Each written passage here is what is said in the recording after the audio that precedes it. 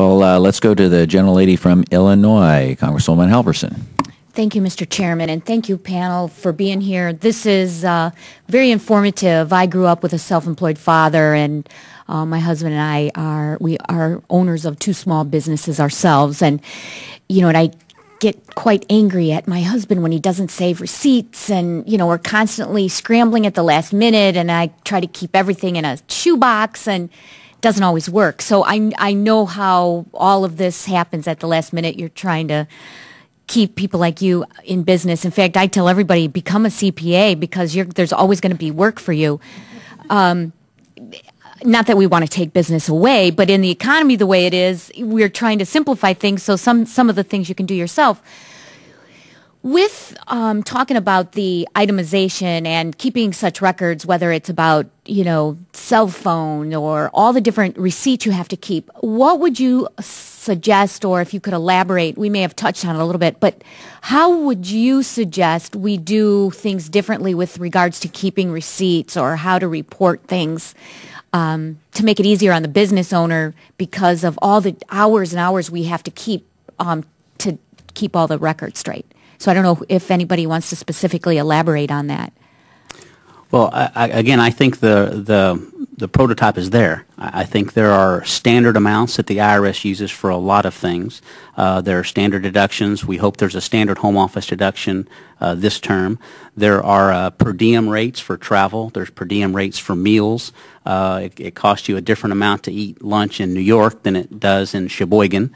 So the per diem rate in Sheboygan is lower than the per diem rate in New York.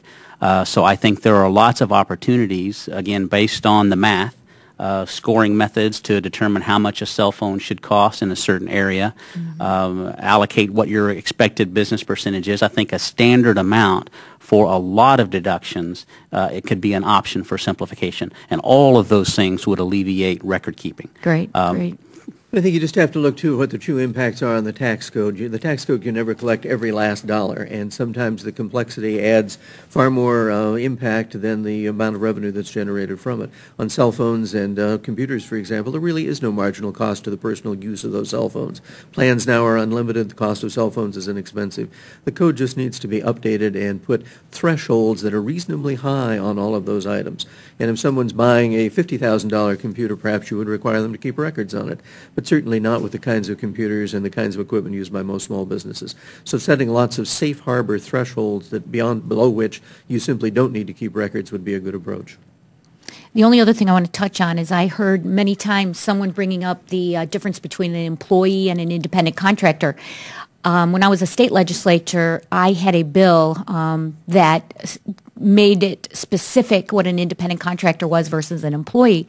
And we brought along a lot of businesses kicking and screaming. They were very angry with me.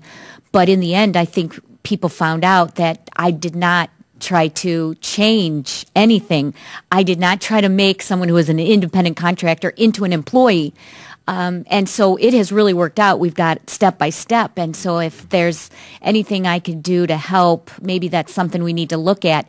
And it is written into the Illinois tax code, and it's really specifically stated what, if you follow these steps, you're automatically an independent contractor. It didn't hurt anybody. It specifically told you who was who. I've worked with IRS and Treasury on that for probably 10 years, and I think the IRS is doing a good job now with their online determinator.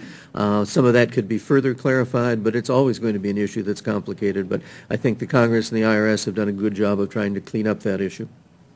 But thank you all again for being here. Thank you. I yield back.